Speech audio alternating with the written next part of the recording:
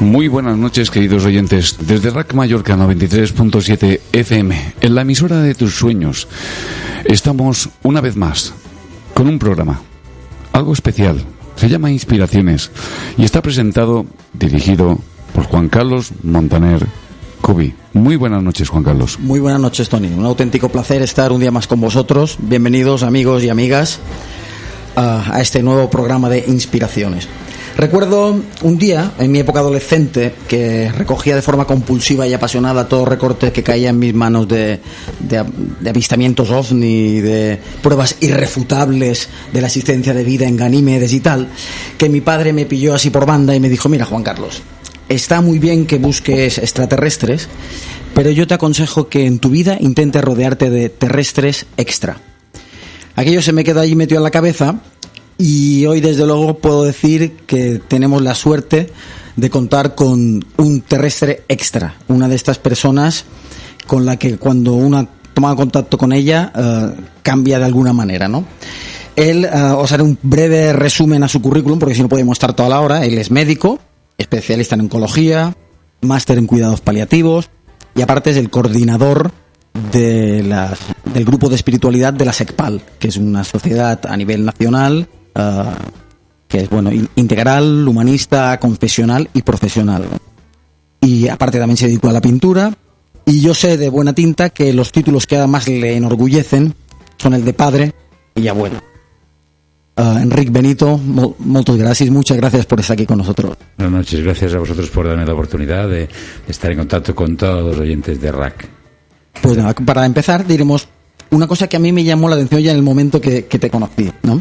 Como un médico oncólogo con una carrera brillante decide en un momento dado de su vida pues aparcar las quimios, las radios y dedicarse durante tantos años a los cuidados paliativos. Bueno, veo que empiezas fuerte. Voy a intentar estar a la altura. Contaba antes que las personas cambiamos, crecemos, maduramos y aprendemos a veces en momentos difíciles, momentos de crisis, en momentos duros, ¿no? Cuando uno sabe entender lo que le está pasando, cuando las cosas no van bien y las explora, las entiende, las atiende y las trasciende, pues puede salir muy reforzado de estas crisis. Yo tengo que confesar, porque lo saben todos mis amigos y, en fin, lo digo públicamente, que a los 40 y pico tuve una crisis existencial importante, personal, ¿no? Entonces yo era un oncólogo que había triunfado, como dices tú, estaba publicando en revistas internacionales, haciendo investigación, dirigiendo proyectos internacionales en la OMS, con becas, etcétera, etcétera, pero me sentía profundamente infeliz. Había triunfado socialmente, académicamente, socialmente, etcétera, etcétera, pero por dentro tenía una tristeza enorme que me llevó hasta el diagnóstico de una depresión, que tuve 6 meses de baja. El psiquiatra me daba Prozac, que me producía sequedad de boca y estreñimiento, pero cuando yo miraba al psiquiatra a los ojos me daba cuenta de que él no sabía lo que me estaba pasando de verdad y tuve que decidir que iba a buscar yo la solución a este proceso, ¿no? Entender por qué había llegado a este punto. En ese momento, después, este momento duró bastante tiempo, fueron meses, llegué a descubrir exactamente quién era, qué había venido a hacer aquí, qué sentido tenía mi vida y por qué me había pasado esto. Básicamente, porque me había quedado tratando tumores, tratando cánceres con quimioterapia, como dices tú, y había perdido la perspectiva de que yo he venido aquí para cuidar personas, tratar personas. Entonces fue sencillo. Cuando descubrí la raíz de la crisis existencial que me había, llevado, tengo que trascender la oncología. Cuando me preguntan, ¿y ahora qué haces? Mis antiguos amigos oncólogos, digo, he dado un paso más allá. O sea, ahora hago cuidados paliativos, que es cuidar a las personas en el proceso de morir, porque tengo que confesar que cuando empecé la oncología el año 72 aproximadamente, la especialidad, siglo pasado, todavía Franco estaba vivo, imagínate, pues en aquel momento morían 3 de cada 4 pacientes de cáncer. Cuando a los 20 años de hacer oncología habíamos doblado el porcentaje de curaciones, estábamos curando ya la mitad de pacientes.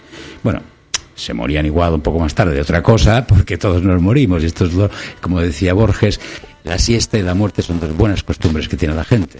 Si Borges viniera vería que la siesta ya muchos la hemos perdido, ¿no? Anyway, entonces yo sí que me di cuenta que el 50% de los pacientes de cáncer que morían lo hacían muy mal. Y lo hacían muy mal porque generalmente los sanitarios miramos hacia otro lado. Este no es un momento agradable ni para el que estemos preparados. Entonces yo decidí que, tenía que trabajar en eso. No es algo que hiciera yo solo. Después descubrí que a nivel nacional, en Europa, en España, en Estados Unidos, en todas partes, hay un movimiento internacional que tú has descrito, es la SECPAL, es la Sociedad Española de Cuidados Paliativos. Hay un montón de profesionales compasivos que son capaces de acercarse a cuidar a las personas en este proceso. Y desde entonces soy profundamente feliz. O sea, he dejado de ser famoso, rico y tal, pero básicamente cuido a la gente y he aprendido muchísimo de esto. Y si puedo compartir algo esta noche con vosotros, estaré encantado. De la marinera. Y precisamente la siguiente pregunta hace referencia a esto. ¿Qué has aprendido durante esta trayectoria laboral de los enfermos en sus últimas etapas de biografía? Mira, yo te diría que cuando tú te arriesgas y rompes las normas para hacer aquello que realmente sientes que tienes que hacer, sigues tu corazón, sigues tu pasión, entonces eso tiene premio. Y el premio, que es lo que me han enseñado las personas que he podido acompañar y cuidar, ¿no? Básicamente, date cuenta de que cuando tú te acercas en el momento de máxima fragilidad y vulnerabilidad de las personas, cuando parece que somos poca cosa, ahí hay una intensidad de humanidad extraordinaria. En estos momentos somos unos privilegiados. Yo sé que tú has estado como voluntario en la asociación y las personas que estamos acompañando tenemos el privilegio de que nos autorizan, por la confianza que generamos y que ellos saben que somos honestos y queremos cuidar, nos permiten acercarnos a la intimidad de sus propias vidas. Somos unos privilegiados que vemos, y lo más importante en estos momentos es que se caen todas las mentiras. En estos momentos tan delicados, tan intensos, tan auténticos, tan profundos, las cosas son ciertas, todo es verdad. Y la gente te enseña que lo importante no es ni el poder, ni el dinero, ni el prestigio. Yo a veces, cuando tengo que negociar con los diferentes gerentes, o me ha tocado con el Partido Socialista, con el Partido Popular, con cualquiera, es igual. O sea, yo les digo, mira, he aprendido algo importante, y es que en estos momentos nadie nunca ha sacado el carnet de su partido. O sea, no importa, todos somos bien iguales en este momento. Entonces, el comprender nuestra comunidad, nuestra común humanidad, en lo que nos parecemos en el fondo, que es una maravilla, porque no estoy hablando de una situación triste, desgraciada, miserable. Estoy hablando de un momento fantástico, extraordinario, mágico, diría sagrado, ¿eh? Entonces, cuando tú te puedes acercar a comprender y atender esa parte, te llevas, primero descubres que en la relación de ayuda, como decía Martin Buber, un filósofo, dice, a Dios nadie le ha visto, pero cuando uno sufre y otro se acerca para ayudarle, algo pasa entre los dos que les transforma a ambos. Entonces yo puedo decir que he aprendido muchísimo de la profundidad de nuestra humanidad, de lo que somos por dentro. Y básicamente, ya para acabar, porque me alargo un poco, la gente vive bien y muere bien cuando aprende a amar, y aprende a amar sin apoderarse de lo que ama, si es capaz de permitir a los otros ser quienes son y buscar la profundidad de sí mismo para ejercer aquello que ha venido a hacer. Esas personas son las que se van dando lecciones de dignidad, de coraje, de confianza. No de miseria, ni de tristeza, ni de miedo. Porque si alguien tiene miedo o tristeza es que no ha entendido quién era, o que ha vivido a espaldas de sí mismo. Ha vivido de cara a la galería, o de cara al poder, al prestigio, al dinero. Estas estupideces que nos están... O sea, vivimos en un océano de superficialidad. Es obsceno la cantidad de superficialidad que hay en nuestra cultura. Y cuando se rompe la superficie, encontramos nuestra profundidad, que es una maravilla. Y eso es lo que me han enseñado los enfermos. Poca cosa, vamos. Pues en fin, haciendo referencia a esta naturaleza que todos llevamos dentro, o lo que somos, he oído definir que la espiritualidad como nuestra naturaleza esencial, de donde surge nuestro anhelo inagotable de plenitud e integridad. Escuchando una de tus conferencias, esta frase me quedó.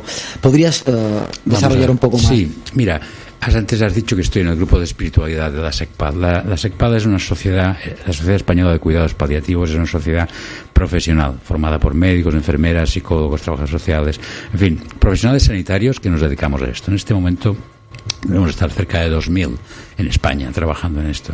Bueno, pues de esta sociedad científica, académica, profesional, nos planteamos que la definición de cuidados paliativos, que es la atención a las personas en la última etapa del proceso de vivir, porque yo creo que los americanos hablan de end of life care, o sea, el cuidado al final de la vida. Yo pienso que la vida no tiene final y eso es una hipótesis suya que no han demostrado. Entonces, prefiero hablar de ese periodo. Entonces, los profesionales que trabajan en esto, la definición de cuidados paliativos es el cuidado de la persona en ese proceso, atendiendo sus necesidades físicas, emocionales, sociales y espirituales. La palabra espiritualidad, la palabra sufrimiento salen en la definición, pero nosotros como profesionales no teníamos ninguna formación en este ámbito.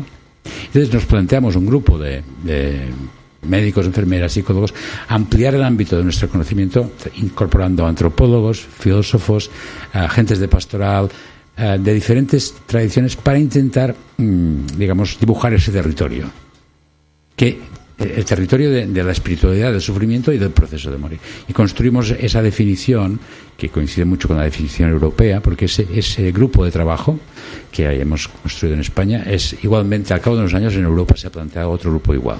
Es el Spiritual Care Task Force. Es un grupo de espiritualidad, de cuidado espiritual en Europa.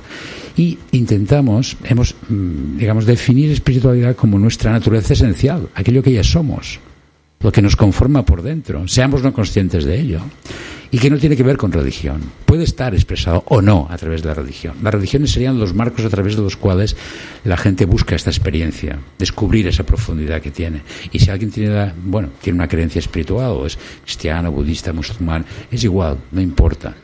Lo importante es que si hay Dios, o algo que se llame así, seguro que no tiene religión, o que las tiene todas, o que las acepta todas. Entonces, ese concepto transconfesional me parece muy importante, porque es lo que en el siglo XXI seguramente vamos a profundizar más. Y esto que hablas también del sentido, del anhelo de sentido, de conexión y de trascendencia. Bueno, para los médicos poder trabajar ese ámbito, los sanitarios, las enfermeras, acercarnos a la persona en esta etapa, tendríamos que entender qué era el sufrimiento y un poco hicimos un poco la estructura de lo que sería una persona por dentro en este sentido, ¿no? Desde nuestra dimensión subjetiva profunda de lo que. Entonces, nosotros tenemos necesidades y tenemos recursos. Todos estamos a la intemperie, expuestos a cualquier vulnerabilidad, pero al mismo tiempo también somos muy fuertes por dentro cuando descubrimos nuestro potencial, ¿no? Entonces queríamos explorar cuáles eran esas necesidades, estos recursos. Entonces, básicamente, de forma muy esquemática, decidimos que ese anhelo de plenitud, ese anhelo de felicidad, esas ganas de desarrollar el máximo potencial de lo que nosotros podemos llegar a ser, está estructurado a 3 niveles, para hacerlo sencillo y que lo podamos entender, ¿no? Cada uno de nosotros tenemos relaciones con nosotros mismos, con los demás y con lo demás. Me explico. Todos llegamos a esta vida sin manual de instrucciones. Y para cuando hemos descubierto cómo funciona un poco, quien más, quien menos ha metido la pata 2 veces y ha pegado un bofetón a alguien, se ha equivocado o ha tenido problemas de relación. Entonces, vamos a ver. Decidimos que exploramos un poco con este grupo de trabajo. Te digo que es un trabajo de años. Ahora estoy sintetizando un poco esto, pero es una reflexión de bastante y mucha lectura también, introduciendo conceptos de las tradiciones de sabiduría, desde el taoísmo, el budismo, el hinduismo, el propio evangelio, es decir, el islam, todas esas.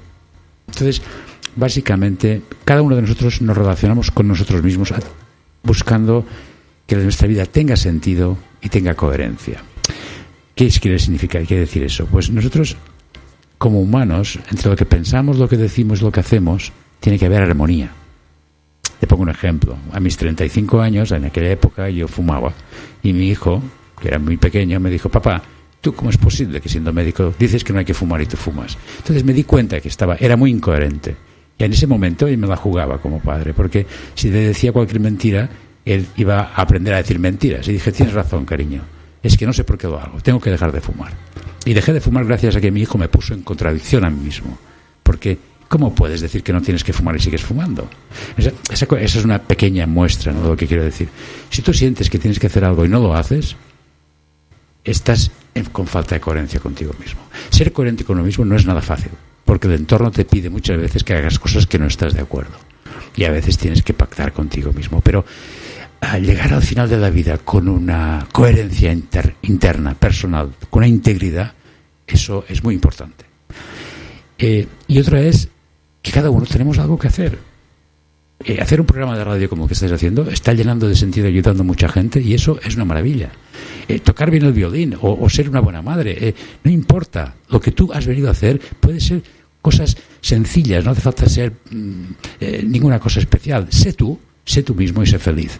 Y cuando eres tú mismo y eres feliz, eres coherente, y entonces has dado sentido a lo que has venido a hacer, ¿no?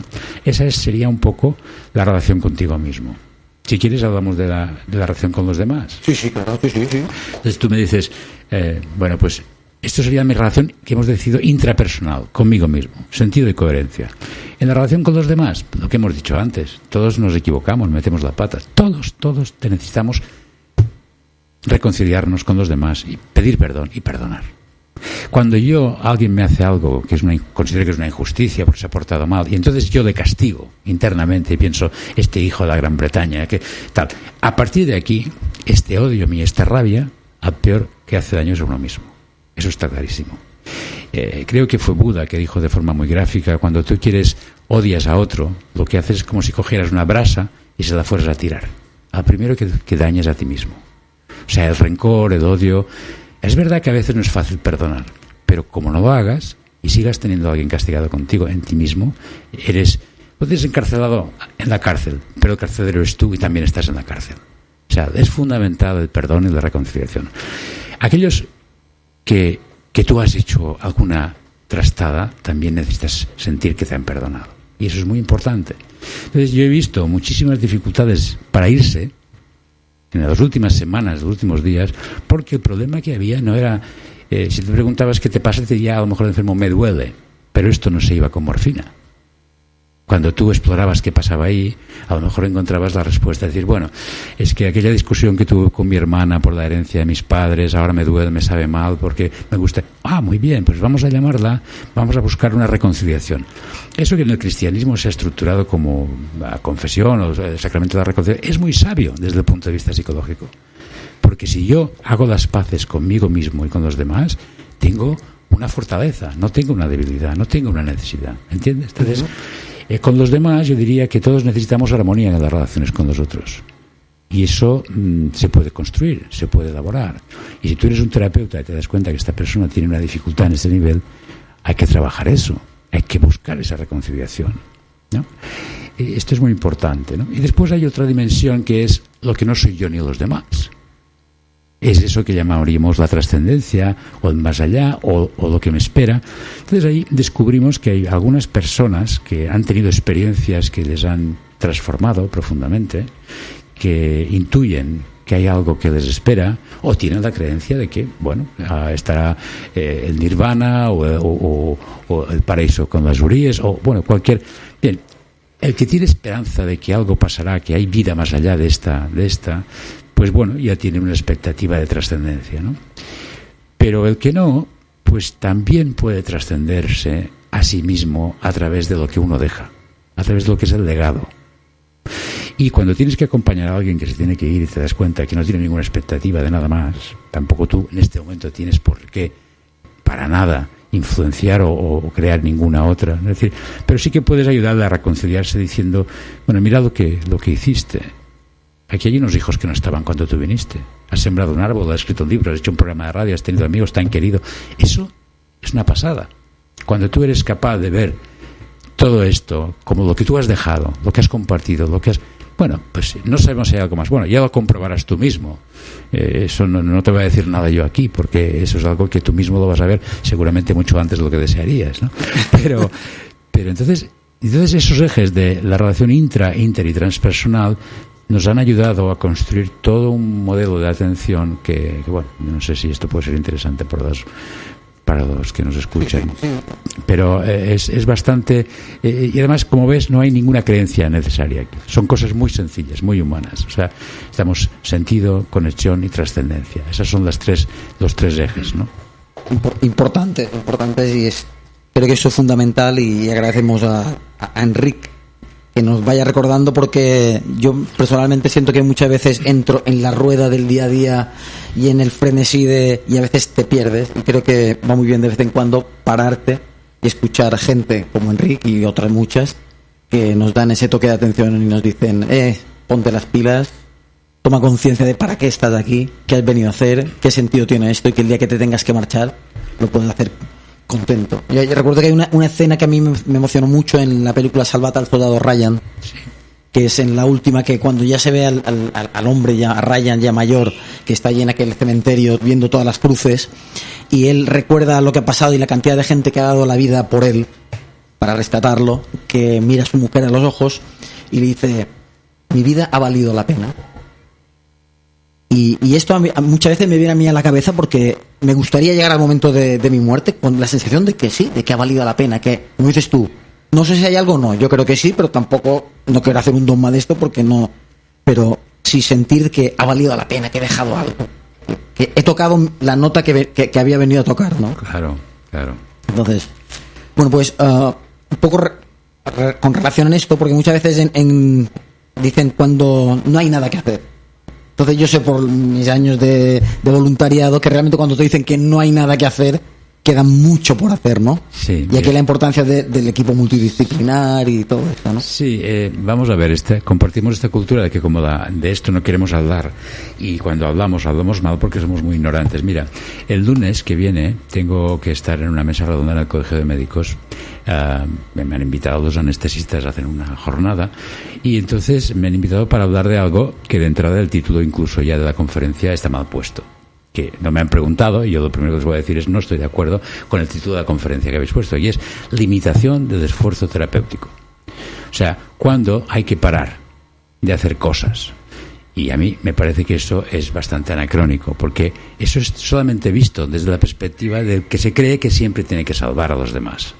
Y ese paternalismo que está en la medicina sigue intoxicando al enfermo y al propio médico. Y es una lástima, porque no hay que hacer limitación del esfuerzo terapéutico, cuando hay que hacer adecuación del esfuerzo terapéutico. Hay que adecuar el esfuerzo a las necesidades de las personas. Por ejemplo, vamos a discutir casos clínicos allí, por ejemplo, una señora de 90 años con una Alzheimer avanzado, 5 años encamada, no conoce a nadie, pero se cae de la cama y se rompe la cadera. Y el planteamiento de los anestesistas hay unos traumatólogos que me dicen, o prótesis, pero nadie se pregunta qué piensa la persona, qué piensa la familia, qué querría ella, qué querría su familia. O sea, las decisiones se toman muchas veces.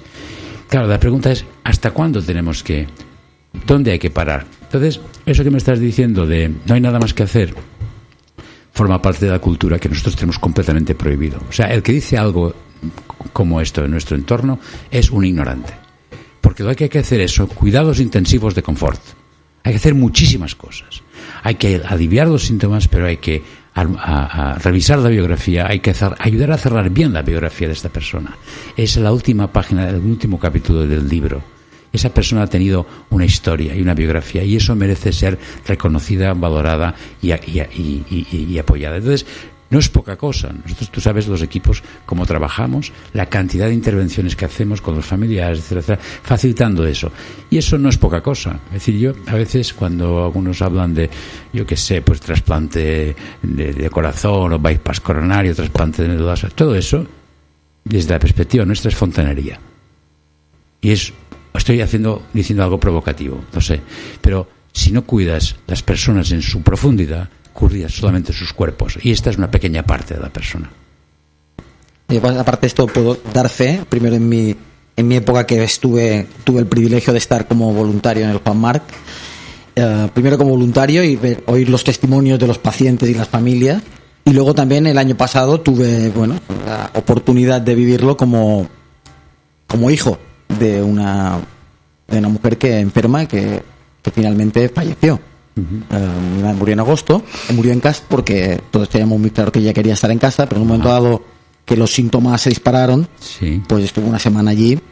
Y bueno, pudimos desde el otro lado claro, como usuario, claro, dices del trabajo enorme que hacéis, y que yo digo, yo si el día que me tenga que morir, si pudiera elegir, ojalá fuera en el Juan Marc, porque un lugar con un trato humano, cercano, profesionales bien preparados, que te hablan de corazón a corazón, en un marco precioso, unas vistas que teníamos ahí por las noches, mi madre y yo nos poníamos a mirar la terracita allí, y aquello, bueno, no tiene precio.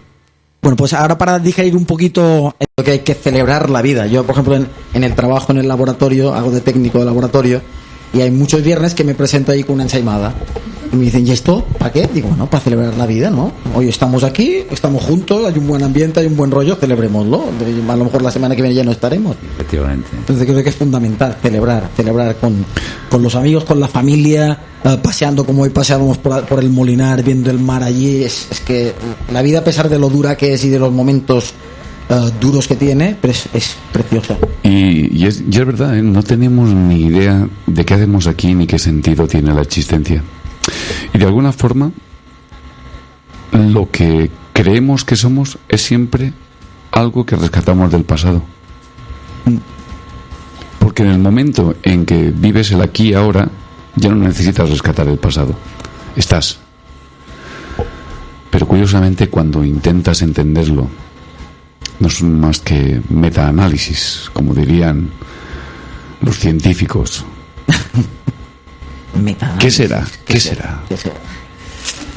A ver, Enric, ¿cuesta más asumir la muerte aquí en el primer mundo que en los países que llamamos subdesarrollados, te parece? Sí, claro, porque hemos construido una mentira. Es decir, la muerte no existe, eso hay que anunciarlo claramente, ¿no? No hay nada que sea la muerte. Y si es algo, es un espantapájaros que hemos vestido con nuestros miedos. Y cuando nos acercamos y lo miramos, y eres valiente y le miras a los ojos, no hay nada. Hay un proceso de nacer y hay un proceso de morir. Ese proceso está muy bien estructurado, ambos están perfectamente estructurados. Entonces, la sabiduría popular, la sabiduría tradicional, la gente ha sabido esto siempre. Es en esta cultura nuestra, superficial, de mentira, que hemos olvidado esto. Cuando realmente tú fijas cómo viene al mundo la gente y miras lo bien organizado que está, ¿no? Que, bueno, ahora, en la medida que nos hemos acercado a intentar ayudar ahí, tenemos ya la ecografía tridimensional, el parto dirigido, la epidural, el papá con el vídeo filmando el nacimiento, todo lo que quieras, ¿no? Claro, el otro alumbramiento, que es este otro del que estamos hablando, en la medida que nos hemos alejado, hemos huido, nos hemos asustado porque creemos que es el final de todo, y lo único que es el final de nuestro pequeño personaje, que nunca ha existido realmente más que en nuestra propia mente. Entonces, cuando lo ves y dices, ¿cómo está organizado eso? Vamos a intentar entenderlo. Pues hay una dinámica preciosa. O sea, el cerebro, por ejemplo, empieza a desconectarse desde el córtex, y entonces las personas empezamos a perder el control de lo que es la atención, la orientación y la conciencia, y la gente está confundida. Los últimos días estoy hablando, ¿no? Para que entendáis que hay un proceso estructurado, muy bien estructurado, pero la gente empieza a desconectarse y a perder conciencia de su propio cuerpo. Y entonces las personas pueden tener un grado de saturación de oxígeno miserable, es decir, aparentemente tú miras el oxígeno que tienen y dices, está fatal, pero la persona tiene ninguna sensación de ahogo en estos momentos. Es decir, cuando ves, evidentemente en algún momento, en algún parto, tú tienes que ayudar a la partera a dar a luz. En algún momento hay situaciones en las que tienes que intervenir para controlar un síntoma y aliviar una. Pero si tú dejas la vía natural de alumbramiento, es un proceso en el que evidentemente, si pudieras entrevistar a un bebé recién nacido y preguntaras cómo estás, te diría, hombre, ahora estoy bien, porque he descubierto que tengo una madre y eso está estupendo, pero he pasado un rato bastante apretadillo, ¿no? Es decir, no es fácil ni nacer ni irse, pero no es ningún desastre. Entonces, bueno, yo a veces para desmontar esos miedos, a veces cuando doy clase, bastantes cursos y conferencias a médicos, enfermeras, y juego con un cuento de Rumi, que es un místico sufí, que supongo que tú conoces, y que dice, imagínate que puedes hablar con el que va a nacer. Yo ahora invito a los que nos escuchan, que cuando yo diga nacer, ellos escuchen morir. A ver cómo les suena eso que les voy a decir. Imagínate que puedes hablar con el que va a nacer, que está en el vientre de su madre. Dice, chiquitín, prepárate, porque porque tienes que nacer. Te ha llegado la hora. Y dice, no, yo no voy a nacer, yo no sé qué es eso, no quiero nacer, tengo miedo. Pero no te preocupes, está muy bien organizado. Y después tendrás una madre, verás amigos bailando en una boda, escucharás música, beberás vino. Y dice, pero ya estás completamente loco. No existe nada más que la humedad y la oscuridad de este sitio. Dice, no, hombre, no, esto no es así. Que sí. Además, yo no quiero, yo me resisto, me voy a cruzar, me opongo. Y además, ¿por dónde voy a nacer? Si no hay sitio. Dice, no te preocupes, pasarán cosas, ya verás. Suéltate, afloja, permite, acepta, entrégate. Porque eso está muy bien organizado. Te pongas como te pongas, vas a nacer. Te pongas como te pongas, vas a morir. Y cuando te toque el momento, no te resistas. Afloja, acepta, suelta, permite, entrégate. Porque algo profundamente dulce te sostiene y no te caes. Esa es mi experiencia acompañando cientos de pacientes. Está súper bien organizado. Nuestra ignorancia y nuestro miedo nos impiden ver eso con los ojos de la lucidez que te permite entender que eso no es ningún desastre, es un alumbramiento. ¿Y cuál es el papel de la compasión en todo el proceso? Bueno, la compasión yo diría que es una herramienta fundamental en todo. Diría que es lo que nos hace humanos y lo que nos permite, porque entendido no como lástima evidentemente, porque la lástima es cuando yo me acerco al sufrimiento, al dolor o al malestar del otro desde mi miedo, y cuando digo, pobrecito, qué jodido que estás, qué suerte que a mí no me pasa. Eso es paternalismo, distancia, miedo, eso es lástima, eso no es compasión. La compasión es sentir que esta otra persona que con dificultad necesita ayuda y moverme, emplear las manos y la cabeza movidas por el corazón para hacer que el otro salga de su malestar. Entonces, eso es lo que nos hace todos humanos. Eso está en el fondo de nuestra naturaleza, porque como somos la misma pasta y la misma naturaleza, la conciencia la compartimos. Entonces, esa fraternidad es la que nos salva en nuestra fragilidad. Antes he dicho que somos frágiles, vulnerables, estamos a la intemperie, nos podemos romper. Pero cuando nos rompemos, por las grietas, emerge la luz de lo que somos. Y eso es una maravilla. Y cuando nos reconocemos unos a otros con lo que somos desde nuestra profundidad y nos ayudamos, entonces compartimos nuestra común humanidad, entonces nos salvamos mutuamente. Esa es la maravilla. Entonces la compasión es lo que permite que las especies hayan desarrollado. La colaboración en lugar de la competencia. Esa sociedad en la que vivimos ahora, la competencia, la ley del más fuerte, eso es mentira. Las especies colaboran entre ellas. Es verdad que hay depredadores y unos tienen que vivir sobre otros, pero hay con un respeto y no hay un abuso. Ningún animal acumula en su despensa lo que han acumulado todos estos señores en Panamá, por ejemplo. Esto es ser mucho más animal que los propios animales. Porque la ambición de los humanos, eso es la falta de compasión, eso es crueldad. Porque lo que tú te quedas para ti y no compartes, solo estás robando a alguien. Y eso me parece profundamente, digamos, que tendrían que descubrir. O sea, el delito que están produciendo no es defraudar a Hacienda. El acúmulo de algo que tú no necesitas es realmente una falta de compasión. Eso es crueldad. Y eso es un delito. Pero es un delito moral, aunque Hacienda no lo contemple. Eso me parece que hay que darnos cuenta que compartimos esa condición. La comunidad es ayudarnos mutuamente en aquello que cada uno sabe hacer para poder estar bien todos. No robar a los demás para yo estar mal y bien yo solo, porque al final te quedas muy triste, estás muy solo. Decía mi hijo hoy que había visto a alguien que hablaba de esto, ¿no? Creo que era un millonario, que creo que es Stephen King, que es millonario. Decía, conozco muchos millonarios, y en palabras suyas, son más aburridos que una mierda de perro muerto.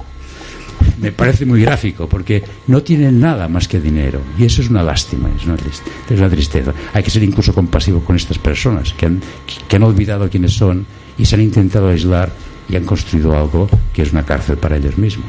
Esta es mi perspectiva. Pues un poco lo que decía Gandhi, ¿no? De que la Tierra tiene suficiente para cubrir las necesidades de todos, pero no para saciar la codicia de un solo ser humano. Entonces, efectivamente. Realmente el mundo podría ser, de otra manera. Con el permiso de los aquí participantes, ahora voy a dar paso a leer un cuentecito, que ya sabéis que a mí me gusta siempre en cada programa leer algún cuento corto de estos, pero que tenga su miga. Yo pues he intentado elegir uno que en cierta manera pues tiene relación con nuestro invitado, ¿no? Gracias. Y dice más o menos así: el afamado maestro Qintao vivía rodeado de más de 20 fieles seguidores en un pequeño ashram a los pies de los Himalayas. Una vez a la semana, y tras su diaria sesión de oración, abrían las puertas del recinto para que cualquier visitante foráneo pudiera encontrar respuesta a sus inquietudes más profundas. Así pues, aquel día, un grupo de unos 10 viajantes se sentó, tras mostrar sus respetos frente al maestro, y comenzó a bombardearle a preguntas. ¿Hay vida después de la muerte?, preguntó uno que por sus rasgos parecía norteamericano. ¿Nos encontraremos en el más allá con nuestros seres queridos?, cuestionó un asiático.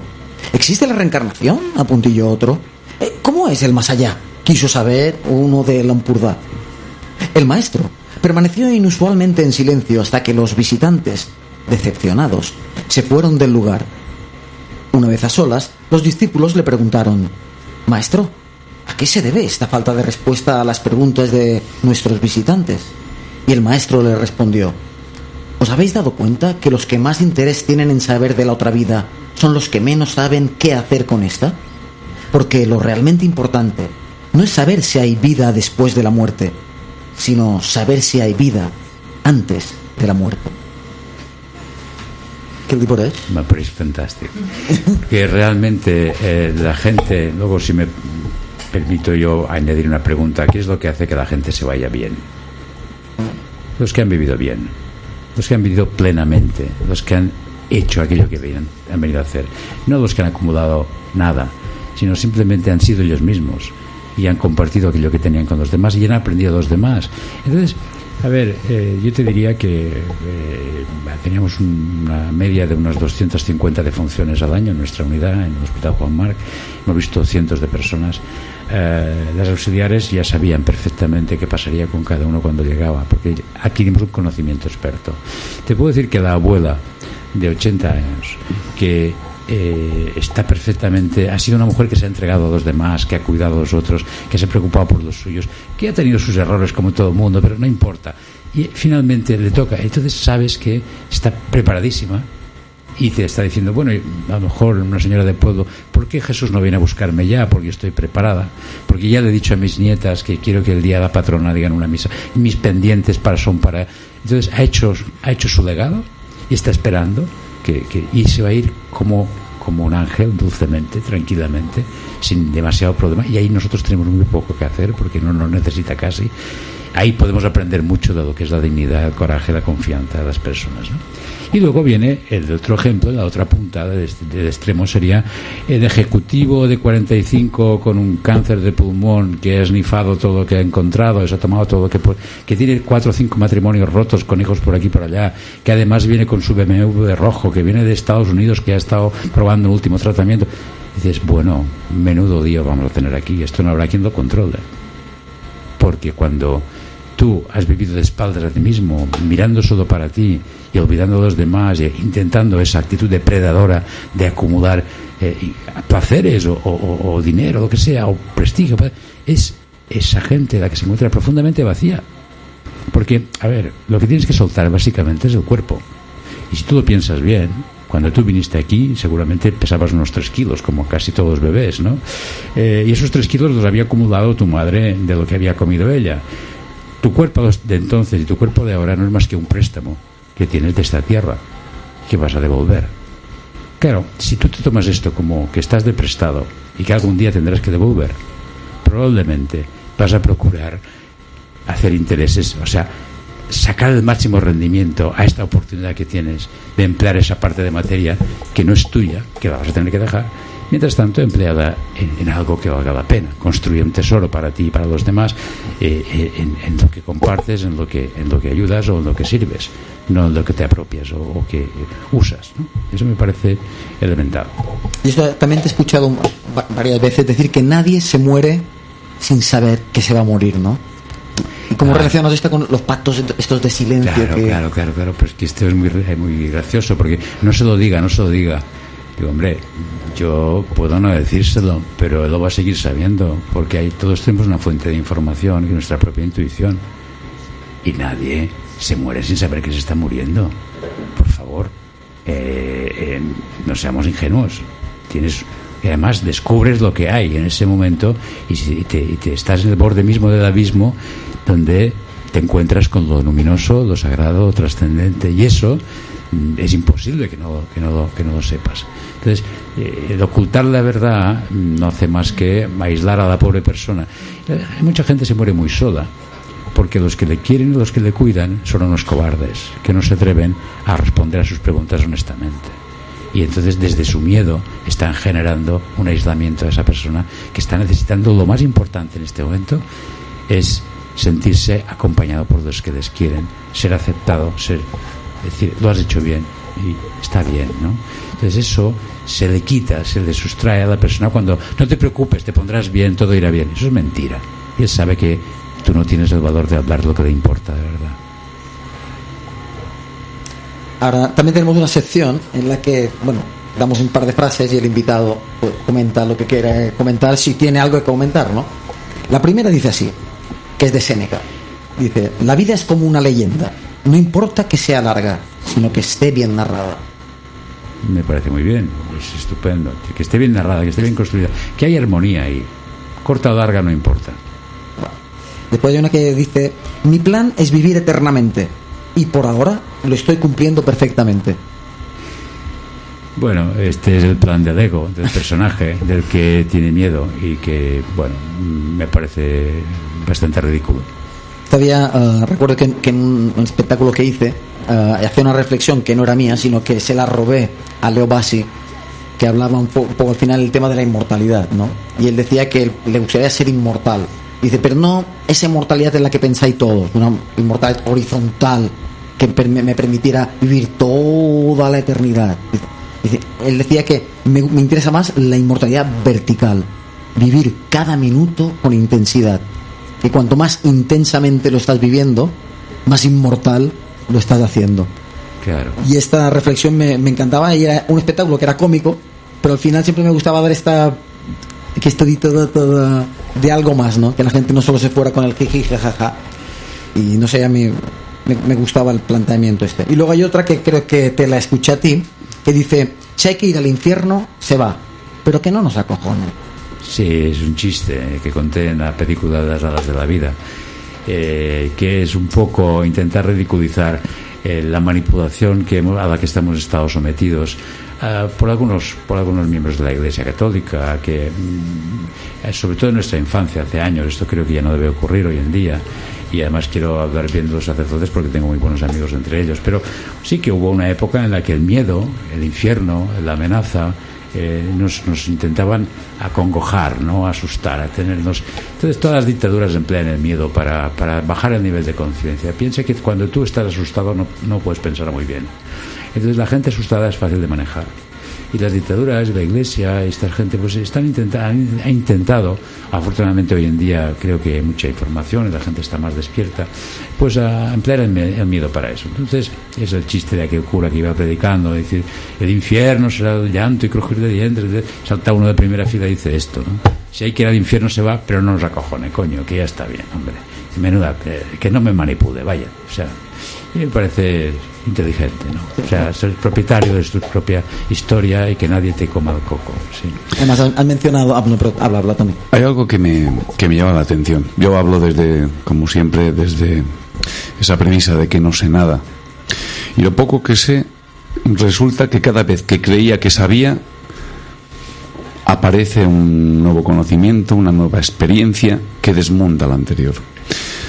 Recuerdo a Francisco Rubia, que es un neurólogo que está en Madrid, que el hombre pues defiende que el libre albedrío no existe. Además lo demuestra con pruebas empíricas, hasta tal punto que en Alemania están retirando la palabra culpable del Código Penal, porque los experimentos en laboratorio y de psicología social demuestran que es tan fácil manipular las opiniones, las reacciones, las decisiones de las personas, que todo queda entredicho. Yo puedo hacerme un constructo hipotético de lo que es la realidad y creérmelo, pero todos sabemos que la realidad no es más que aquello que unos cuantos se ponen de acuerdo para decir que eso es así. Y como aquellos se ponen de acuerdo en que aquello es así, pues vamos a llamar esto rojo y a eso le vamos a llamar blanco. Pero la realidad es la desconocida. Es una experiencia que todos tenemos, pero que no entendemos. Si el doctor Delgado, el gran doctor Delgado, estuviera aquí, diría: ¿por qué una hormiga no puede leer el Quijote? Porque le faltan neuronas. Y si se lo preguntáramos a un niño de 6 años, diría: ¿por qué no puede levantar las páginas? Le falta fuerza. Todo depende del grado de experiencia y datos que tengas en ese momento en tu mente.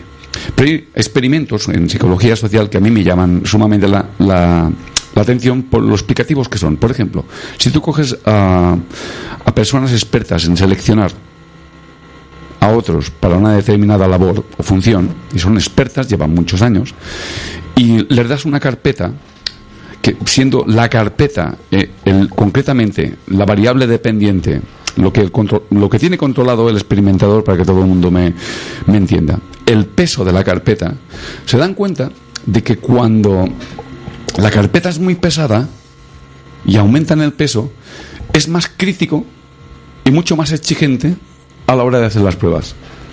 Pero en cambio, cuando la carpeta es muy liviana, se ve estadísticamente que son más permisivos y más flexibles.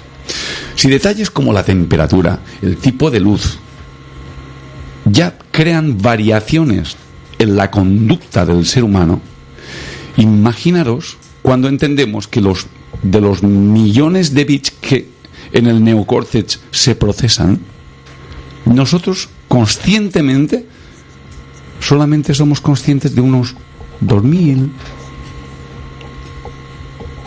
poco más. Es decir, la ventana que tenemos a la realidad es tan pequeña que estamos a ciegas. Somos ciegos convencidos de que vemos. No vemos nada. Pero claro, puestos a elegir, puedo construir algo que sea bonito, que sea agradable, que sea complaciente con mis necesidades y tal vez las necesidades de los demás. Pero solo sé que no sé nada. Está bien, porque yo creo que, si me dejas que opine, estoy de acuerdo contigo plenamente en que la percepción que tenemos de la realidad es muy limitada. Sabemos que existen los infrarrojos, los ultravioletas, y no los vemos.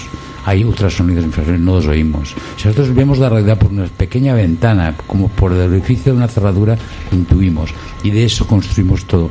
Y hay mucho por aprender y por saber. Por eso hay que ser humilde, hay que ser respetuoso, y hay que ir experimentando y descubriendo, porque sí que estamos abiertos, tenemos un potencial enorme de ir creciendo, aprendiendo, madurando y explorando eso. Y otra de las falacias de nuestro cientifismo, que es la religión que practica hoy en día en el siglo XXI en Occidente, dar carácter de absoluto a lo que es científico, medible, cuantificable. Una de las falacias, decía, es identificar conciencia con cerebro. Es tan falso como identificar la radio que estáis empleando en casa para escucharnos, como que de ahí se produce la voz que estáis oyendo. No es lo mismo la guitarra que el guitarrista, para que todo el mundo lo entienda. Evidentemente. Entonces, la conciencia no está en el cerebro. El cerebro es el que captura, la capta, es la antena que la procesa. Y si el cerebro no funciona bien, esta persona no tiene un cerebro que funcione bien, no tiene una conciencia distorsionada, errónea, equivocada, lo que quieras. Pero no la produce el cerebro, no seamos ingenuos. Y esa es una gran falacia. Por tanto, no es que exista vida después de la vida, es que la vida no tiene tiempo, está fuera del tiempo.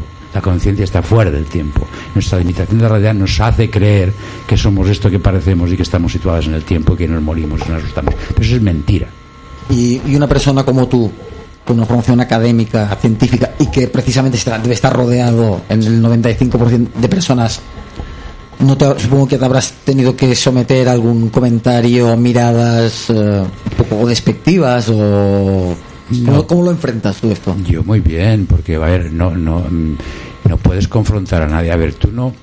Te voy a decir una cosa. Explicarle a un niño de 5 años lo que es un orgasmo sería una obscenidad.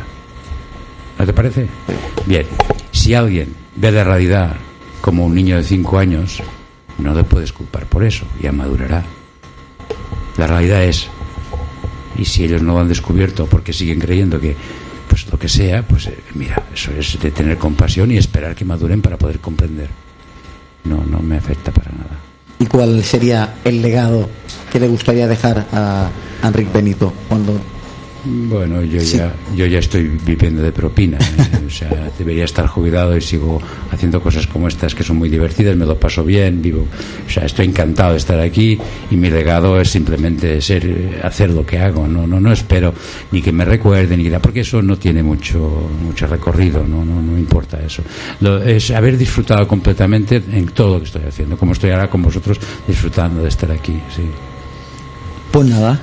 Yo tengo que decir que yo estoy totalmente con Rick.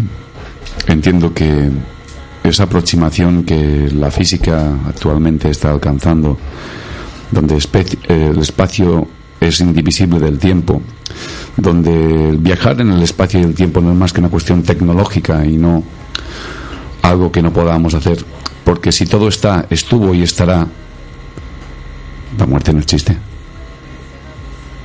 Simplemente. Lo que pasa es que heredamos unos paradigmas, un conjunto de creencias, porque la mente es una construcción social.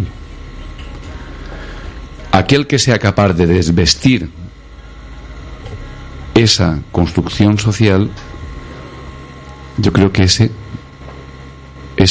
se acerca lo más posible a lo que es estar vivo.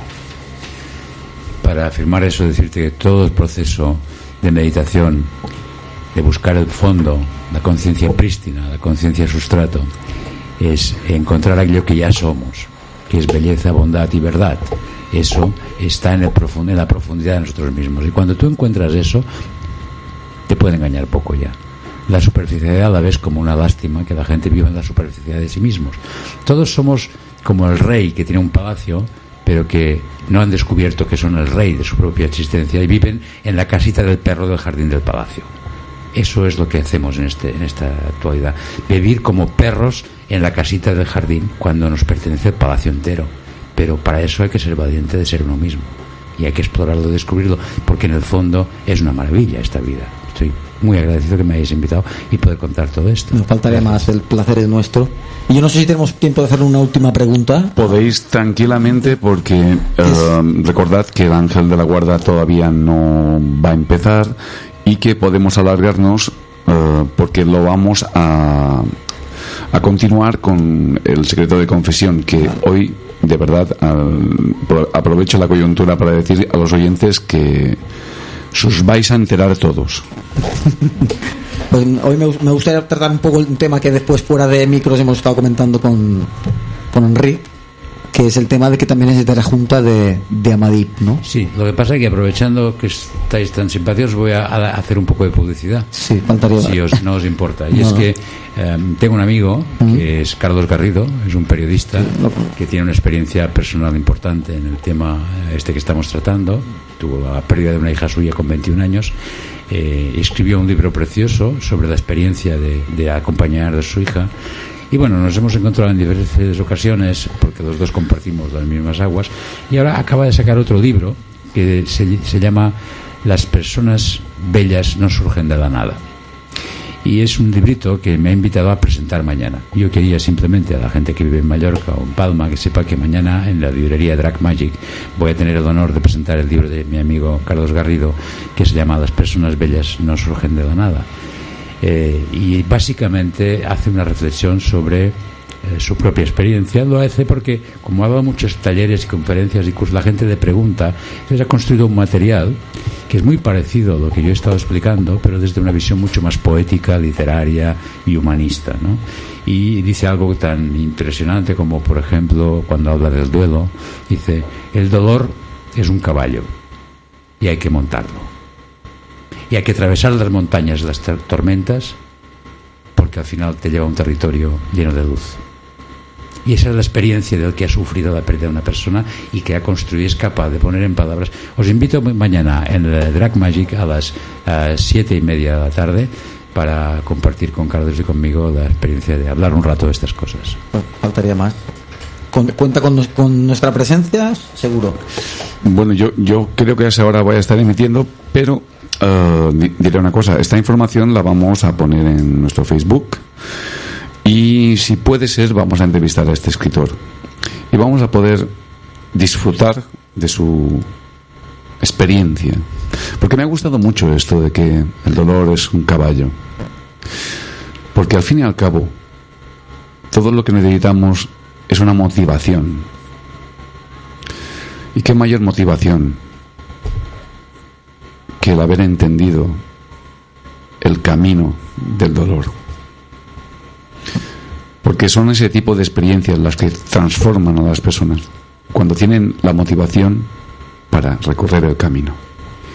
Claro, es que es la hipótesis, lo que explica él también, que lo explica desde la profundidad de la experiencia. No es un señor que ha leído sobre esto, sino que ha vivido y ha construido, y lo ha explicado, y además maneja bien las palabras y se explica con mucha elegancia. Pues dice cosas muy bonitas en este sentido, que ahora no recuerdo, no tengo el libro aquí, pero que viene a decir eso. Las buenas personas, es una frase de Elizabeth Kubler-Ross, no surgen de la nada, surgen de haber trascendido la miseria, el dolor, el sufrimiento, de haberlo elaborado y de haber... Entonces estas personas son personas humildes, compasivas, que se acercan a los demás porque han entendido que todos por dentro somos de la misma pasta. Y entonces no son gente importante ni famosa, como decía antes, ¿no? Esa es la hipótesis de Carlos, que está muy bien explicada en este libro. Pues mañana, a todos los que nos escuchan, en el Drag Magic a las 7:30 de la tarde, la presentación de este libro de Carlos Garrido, que aparte sé que es periodista, es músico porque tiene un grupo de rock, o sea, es un crack. Después hace unos itinerarios por el cementerio también, visitas guiadas, es historiador, es un hombre muy culto, y bueno, me invitó a que hiciera la presentación, y me estoy contento porque a una cierta edad hacer cosas nuevas ya es difícil, ¿no? Y no había tenido la ocasión de hacer una presentación de un libro, y mañana voy a hacer la de Carlos. O sea, estáis invitados. Ahí estaremos a las 7:30. Y del tema de Amadí, ¿te interesa comentar algo? Porque también es muy interesante, ¿no? Bueno, este es otra de las heridas de mi infancia, ¿no? O sea, yo tuve la suerte, ahora digo suerte, pero durante muchos años me pareció un desastre, una desgracia, de que después de 1 año y medio de haber nacido yo, nació mi hermano, y cuando él tenía 1 año, yo ya tenía 2 y medio, pues se convirtió en un agujero negro.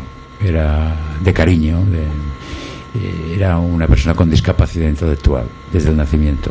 Mi hermano tiene 1 año menos que yo, o sea, tiene ahora 65, y no tiene control de esfínteres, no tiene lenguaje, hay que darle de comer a la boca durante 65 años.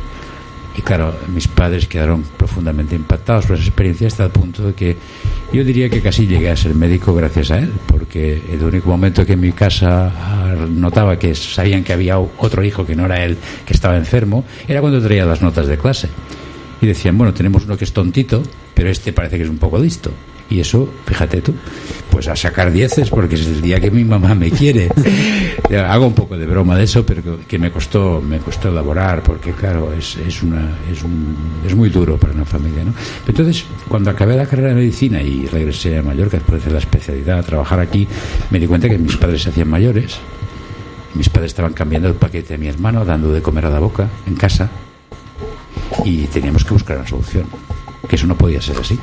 En aquel momento, hacía poco que había muerto Franco, hicimos una constitución en España donde los derechos de las personas pues se iban reconociendo, y bueno, pues tuve la suerte de acercarme a una asociación que en aquel entonces, estoy hablando del año 77 del siglo pasado, se llamaba Asociación Mallorquina Pro Subnormales, que era como se llamaban entonces. Sí, sí.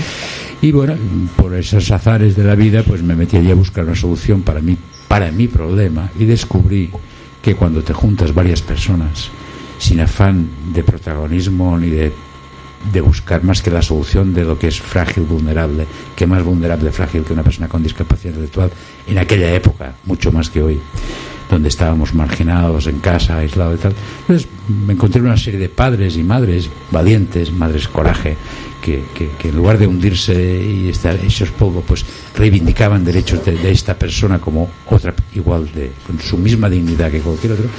Y eso ha sido un proceso muy interesante, porque esta asociación, que éramos estamos pues de la palla, entonces bastante, bueno, quiero decir que una de las primeras decisiones que tuve que tomar cuando por suerte o por desgracia me tocó ser presidente de la asociación, pues fue el desmontar el día del subnormal, que era cuando iban los padres y las madres y los amigos por la calle con una hucha pidiendo dinero para los subnormales.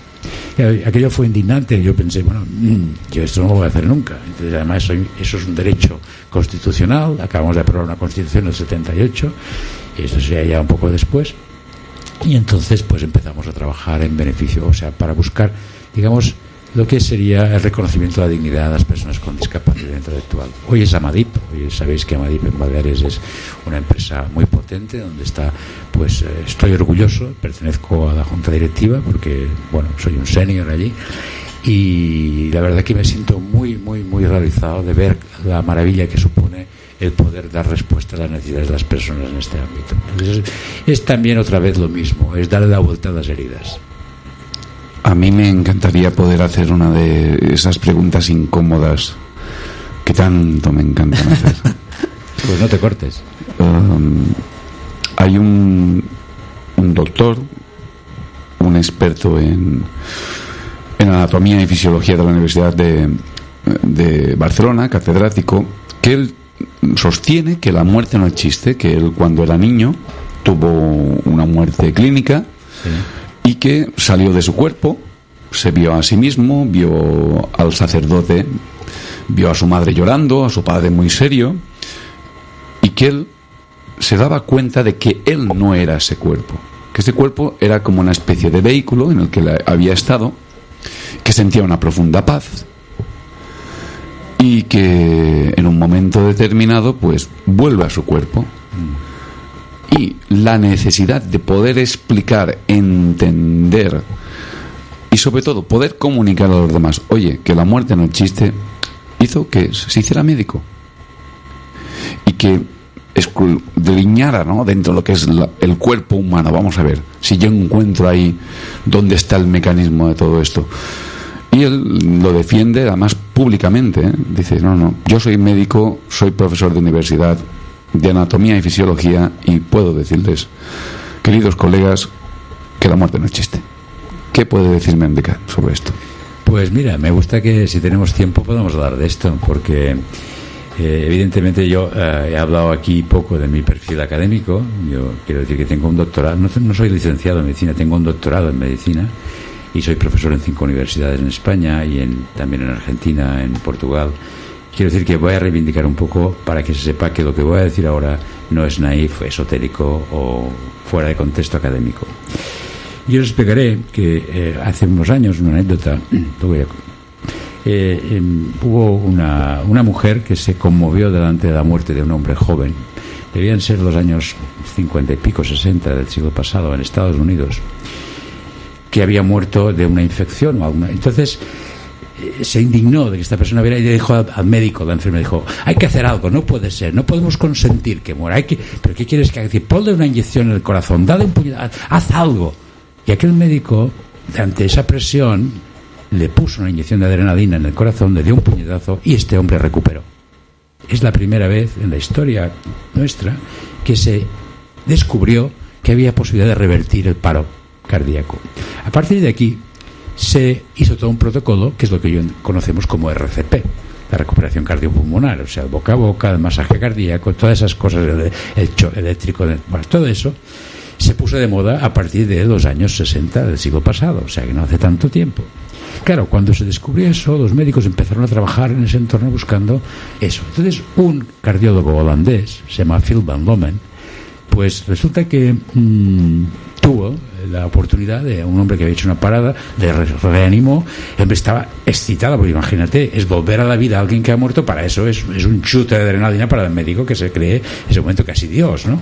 Pero la sorpresa de Phil van Lommel fue que el otro, cuando se recuperó, las pupilas volvieron a su sitio y le miró, se cogió un cabreo de no te menees. Con lo bien que yo estaba, ¿por qué narices me has vuelto aquí? Aquello le dejó impactado. Phil van Lommel quedó muy sorprendido de que este hombre le dijera que estaba tan bien cuando él creía que ya no estaba.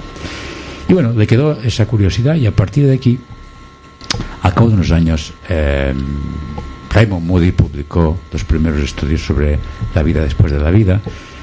Cuando Phil Van Lommel descubrió que había otras experiencias como esta, se preocupó de intentar investigar eso. Y lo que hizo fue diseñar un estudio prospectivo, experimental, científico, para que todas las personas, se puso en contacto con sus compañeros de intensivos de una zona de Holanda, no recuerdo exactamente cuántos hospitales eran, y recogieron todos los casos de gente que hacía una parada, la recuperaban, iba a intensivos y volvían. Y a estos les iban a entrevistar, a preguntarles, bueno, no me voy a extender con detalles, pero hay publicado en la revista más prestigiosa europea, que es Lancet. O sea, hay dos revistas que son como la Biblia de la medicina, el New England Journal of Medicine en Boston y el Lancet en Inglaterra. Publican Lancet. Eso significa que ha pasado un montón de revisores y de controles de que esto que está diciendo eso está bien hecho metodológicamente, y comprueba como un porcentaje de esta gente, cuando les pregunta qué ha pasado cuando has estado en un parada, han tenido esa experiencia que decías tú de ese profesor.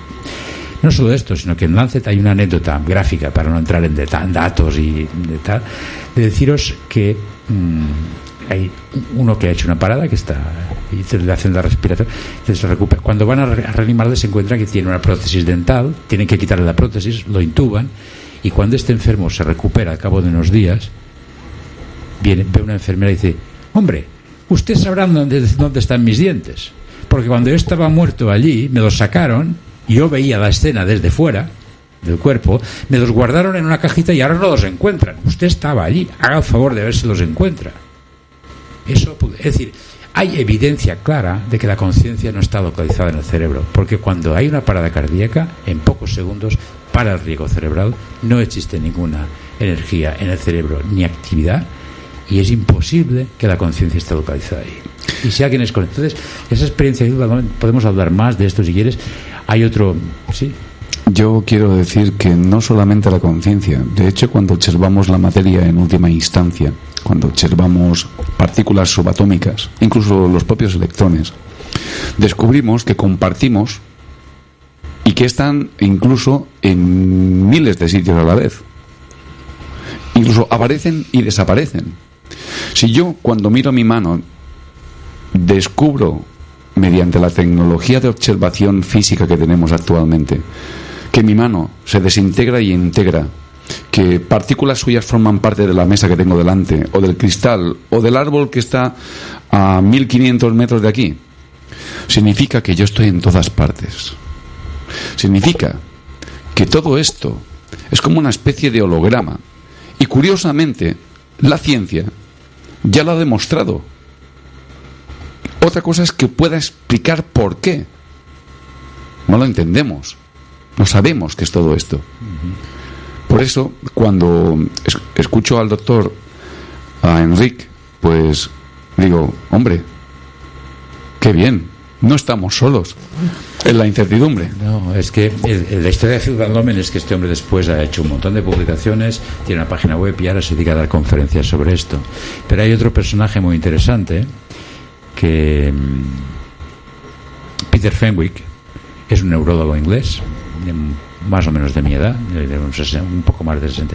Es un profesor del Trinity College, entonces es un hombre científicamente muy prestigioso, es una autoridad internacional en epilepsia, es neurólogo y es psiquiatra. Bien, pues tuvo un buen día, se le apareció un paciente suyo que le explica esa historia de que ha ido y ha vuelto y que ha tenido una experiencia de estas de Near Death Awareness, de Near Death Experience.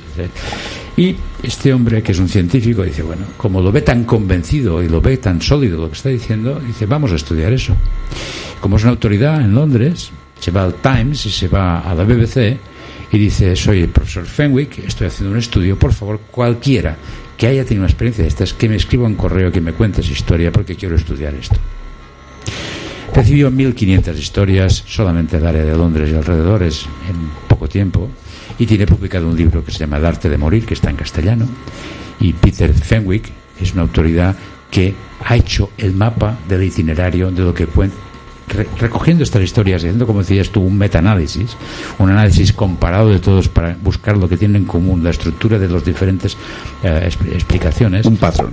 Entonces describe ese proceso y tiene algunas conferencias en YouTube, están en inglés evidentemente porque es muy cachondo el hombre, además dice, bueno, viene de Inglaterra, la conferencia es por Europa, es un tío muy interesante, además con pinta de profesor inglés, con el pelo blanco así largo y tal, y pues hace eso, dice, todo empieza por, a la gente se le avisa, la gente recibe una intuición, oye, que va a pasar algo.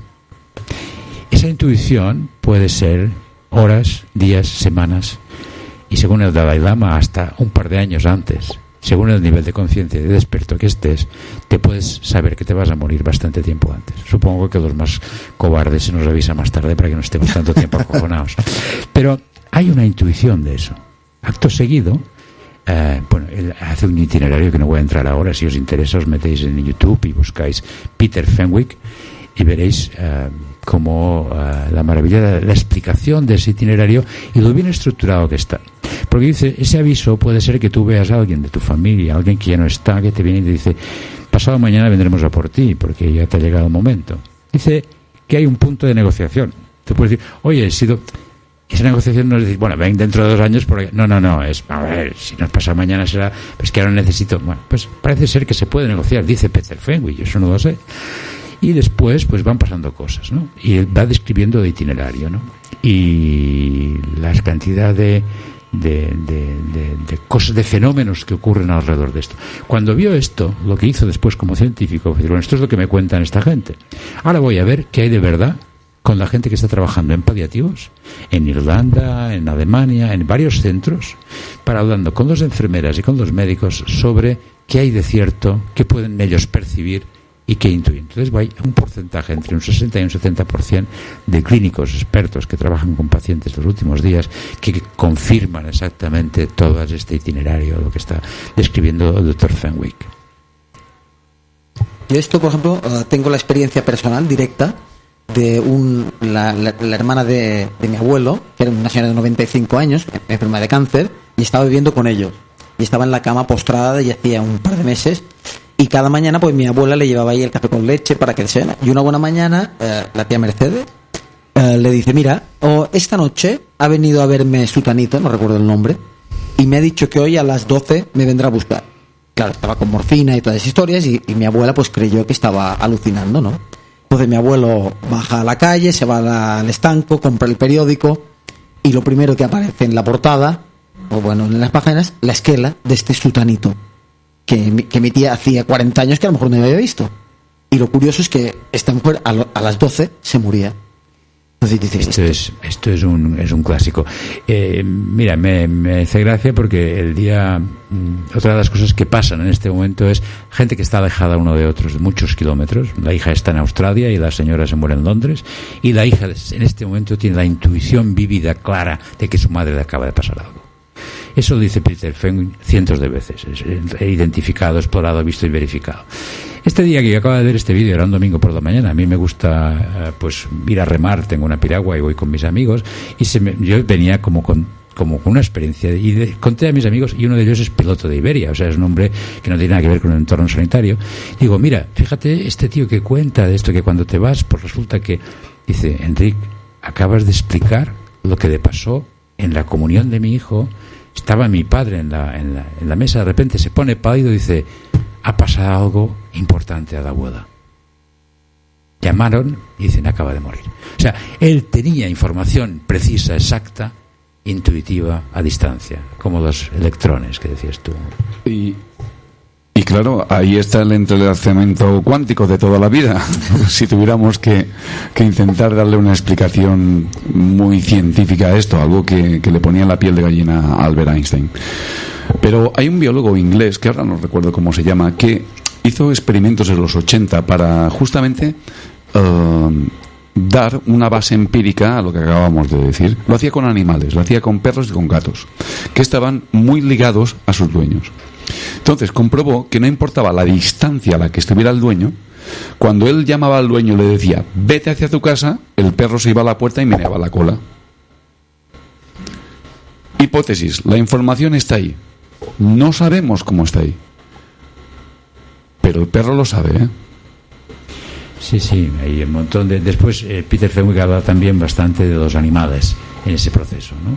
experiencias con eso, con que el animal intuye y percibe y siente y sabe qué está pasando antes de que ocurra, etcétera, etcétera. Hay un montón de información que, bueno, claro, yo pienso que ser científico es ser riguroso, pero ser curioso y no cerrarte a atribuir a eso, de decir eso es esotérico, eso es irracional, no, es transracional, porque trasciende nuestra capacidad de entenderlo, pero es real.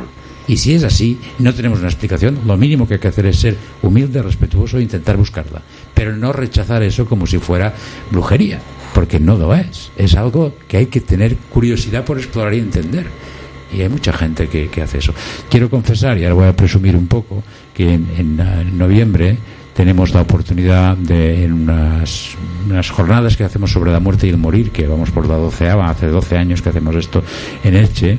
Voy a tener la oportunidad de moderar una mesa con Phil Van Lommel y Peter Fenwick, y me hace mucha ilusión porque son dos personas que tienen mucha más información que yo y que voy a aprender de ellos, y los vamos a ver a España, vienen en noviembre. Sí. Es que a veces que parece que hay la idea equivocada de que las cosas solo son cuando la ciencia las ha explicado, pero hay que tener muy claro que todo ya existe mucho antes de la ciencia, mucho antes del ser humano y mucho antes de mucho antes. Claro. O sea, las cosas han sido lo que han sido siempre que han sido. Luego viene el cerebro del ser humano y trata de darle una explicación a todo aquello, pero la realidad está mucho más allá de nosotros mismos y de nuestra capacidad de entenderlo. Además, yo a veces también dices, no me interesa a veces saber por qué.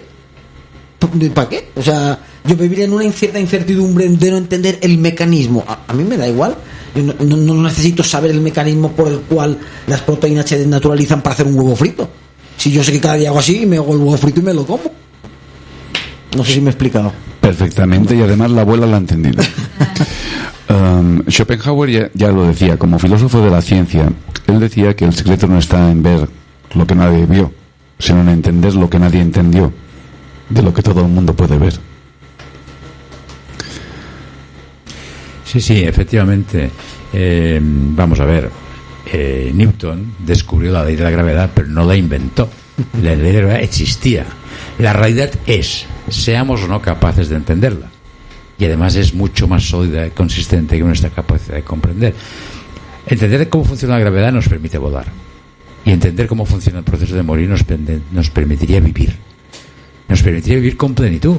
Porque, a ver, lo que es absurdo es la inmortalidad entendida como un alargamiento de año uno tras otro, que eso sería insoportable. Menos mal que nos vamos, afortunadamente. Lo que pasa es que hay que vivir con intensidad y con plenitud, con profundidad, como decías tú. No alargar los días, sino profundizar en la experiencia de vida. Vivir plenamente, como decía la canción también, ¿no? Celebrar la vida, eso me parece muy importante. Y desde luego, el no conocer lo que pasa no significa que lo que pasa no sea verdad, simplemente que nosotros todavía no lo entendemos. Bueno, yo creo que, si te parece, nos queda darle las gracias a Enric. Ha sido un placer, un privilegio. Me voy más contento que un petito en sabates novas. Y nada, y espero que a lo mejor otro día, pues sabes que tienes esta radio a tu disposición. Y felicidades por lo que estáis haciendo, enhorabuena. Muchas gracias a ti, a Tony, por estar siempre ahí, por ser un corazón compasivo, y a todos vosotros por estar al otro lado de las ondas, porque sin vosotros esto tampoco no tendría sentido. O sea que nos vemos el jueves que viene y nos sentimos en las ondas. Un abrazo a todos y a todas. Buenas noches. Todos para uno y uno para dos.